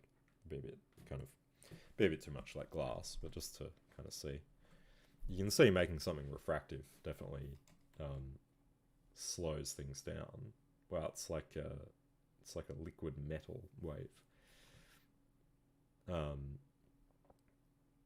But yeah, you know, it kind of is good to see what it looks like when it's refractive. I probably wouldn't make this refractive. I just deal with reflections only. Probably add some displacement might be cool to this as well, just to get that extra level of, let's just try it, noise displacement. Just to get that extra level of detail. Turn that right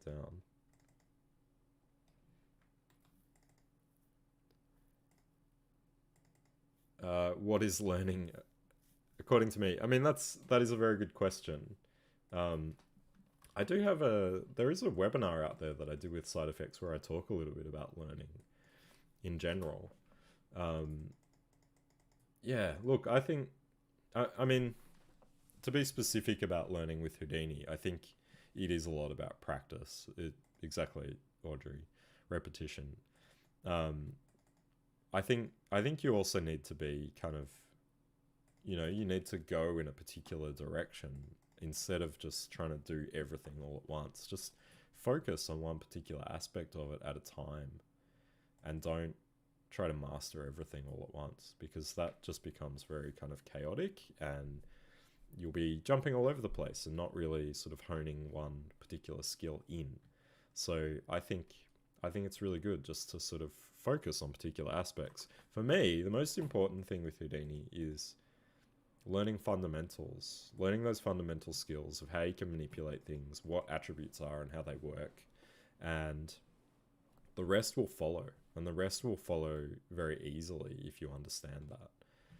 It's very easy for me to learn a different solver in Houdini or a new skill because I know how Houdini fundamentally works. So each new thing that comes across is kind of like, yeah, I mean, I need to learn those specific ideas and those specific kind of controls and concepts, but the base fundamental way that Houdini works doesn't change. So it kind of, you know, that is the most important thing. But yeah, look, when I learn something, I just really focus on that thing and I don't really do anything else. I go very hard at trying to learn that thing that I'm trying to learn, and I don't stop until I feel like I've, you know, I wouldn't say mastered it, but gotten pretty close to, you know, to being able to do that thing, whether it's learning guitar or learning to carve timber or, you know, whatever it is, drawing, it's all the same approach. And it's just, yeah, I just dive in, you know, I dive in and I just live that thing for as long as it takes. I don't sell my work, Batman. I work professionally as a visual effects artist, so you can see my work. You know, if you look at my IMDb, you can have a look at all the movies that I've worked on and go and see that. But I get paid for my work. I don't really sell it. So if you look my name up, Daniel Hourigan, on IMDb, you will see, you know, my films. But I'm also, I'm a teacher now, so I teach people how to do this, and that is what I do, and I get paid for it. So I occasionally do sell things from time to time when I do artwork, but it's usually not in 3D. I usually do more traditional artwork. So yeah, you can see this has a long way to go, but I think it's a good start. You know, we kind of have a very kind of basic thing going on, but it's a really good thing to build from. I want to get this wave edge covered in foam and covered in spray, because that's going to hide, you know, this awful edge that we have, for one thing, but it's also going to tie everything together. And then we're also going to have a line of spray and interaction happening on the very base of the wave. Basically, we just need foam and spray and, you know, maybe some very specific flip elements here and there to tie everything together and to give it that fluid motion. But I think this is a good kind of start. And let me just hit save again. If we kind of step back through and see, you know, what this looks like at different frames, we can sort of see how this effect evolves. So there it is right at the start. So, you know, imagine that there's just foam and points spraying off this thing the whole way along. Probably need to extend this out more. And then as it kind of comes crashing through, we're going to see these points kind of spray off. And we probably need a lot more to make this, you know, feel very sort of very solid and very kind of thick with foam and spray. So one last thing that I can do just to finish this off, and I am over time now, but one last thing that I could do here with this spray effect is to take the result of this to create a density value on here. So I'm just going to say at density equals 1, and then rasterize that using a volume rasterize attribute. So this would be the same way that you would create a pyro simulation. So there's my density. I've got a particle scale on here, which is really, really small. So I might just bypass that for a second. Then I can set this manually. And you can see I can create a volume here. So let's take the resolution up a little bit.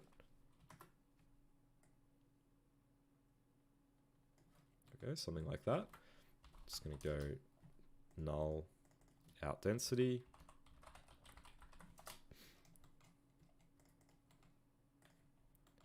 Just going to create a new object here and say spray foam object merge out density.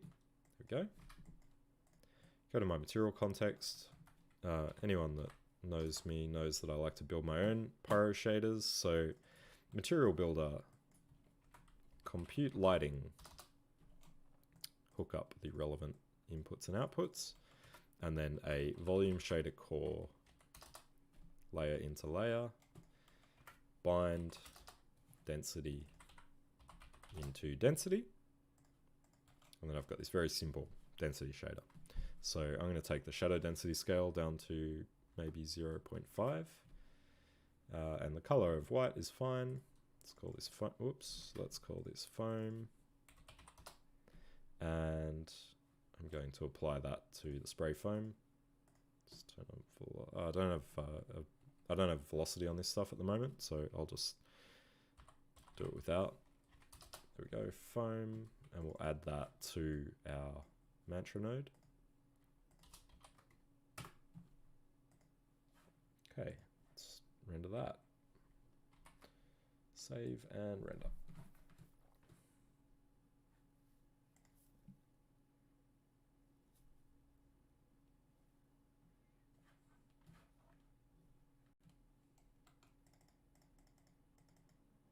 Okay, there we go. So it's not perfect by any means, but you can see how it helps to tie everything together a little bit and gives it that sort of foamy, atmospheric feeling. And it also makes it feel like there's a ton more points. So, you know, I need to work on the scale of this thing. It's too, you know, the scale of it is too big. Particle scale wise, maybe, you know, just take it down a little bit and then increase the density in the shader.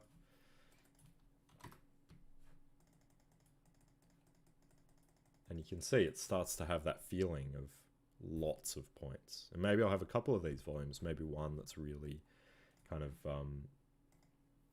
I guess, tight to the points. So maybe something like a particle scale of 0.2.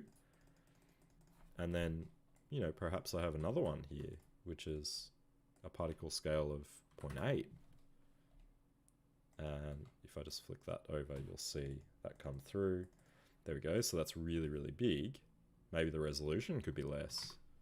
And it looks kind of a bit more blurry. But then also, so I'll just hook that one back up. This one can be density, I don't know, I'll just call it density B. Grab this spray foam here. Duplicate it. This can be spray foam 2. Density underscore B.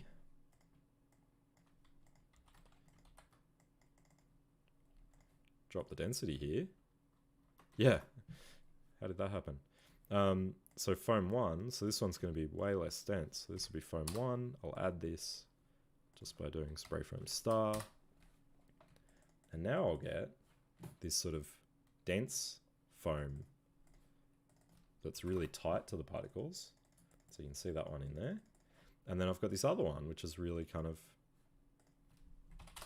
much less dense, doing the sort of outer. And so I can layer it up and just continually sort of add more and more to this. So yeah, I think, you know, adding that has certainly improved things. And you can imagine if I had that same kind of deal down the edge of the wave here, that is really going to help. Other things, you know, that you can do with the points is just duplicate them, jitter them a little bit. Whoops. I better stop this before it crashes. Yeah, sorry. Once I get on a roll, I can't seem to get out of it. So if I just jitter those a little bit and merge them back with themselves, I end up with a much denser amount of points with the same kind of, it's all good. I knew I was out of time. I get the same amount of points, or the same simulation, but I get twice the amount of points just by sort of jittering them. And I could do that multiple times. So, almost had sound effects, that's right. So you can see, you know, we started with that, and then we get that. So we had 28,000 points, a very small amount of points, really. And then we end up with 85,000. And that will improve our density as well, but it will certainly improve the look of our points. So that's where we're rendering from there. And render view. And this is, you know, this is still, in my opinion, in the blocking phase where I'm just trying to work this stuff out and, you know, just see kind of what's working and what isn't. I think this, you know, needs a bit of tweaking, certainly. You can see that it's maybe not quite working, or that I need to change P scale a little bit or something, because now I have many more points and some of them look maybe a little large. But you can see how filling it out and adding that volume especially really, really helps. And if you have a look at the alpha, if I have a white sky behind this stuff is all going to just disappear pretty much. So, and it will help. It'll just sort of blend into the background. So I'm not really worried about this looking a bit weird like this, like these fingers, because it will all just blend away into nothing. So there we go. 10 minutes over time. I'm going to wrap it up there, and we'll keep working on this for a few weeks probably. There's a lot to do, But this, I think, will hopefully, give us a really good starting point for what else we need to add. I might need to go back and tweak my wave at some point, but I'll kind of continue adding all these elements in and just seeing kind of what happens with them. It's a little bit stylized, but I'm okay with that for now. Stylized is always slightly easier because it takes less time. Realism is, it's always challenging because you just need so much stuff to make it look real. So many more points, so much higher resolution. So you can see the shadow here. There should be volume here, but the shadow from the wave is kind of not showing that up. So if I was to exclude lighting from these, that might show up. Maybe not. I might need to exclude shadows or something, or even just go back to the material and turn off shadows. That might help. Maybe not. I don't know. Next week's problem. All right, guys. Thank you for joining me. I hope that's been informative, and yeah, just keep joining me, and if you haven't already, like and subscribe, and check out CG Spectrum website or the YouTube channel if you're interested in everything else that we do. And yeah, I'll watch the Luca trailer. Don't worry, Hardik. I have it now on my desktop. So yeah, I'll see you guys next week. Thanks a lot for joining me. See you guys.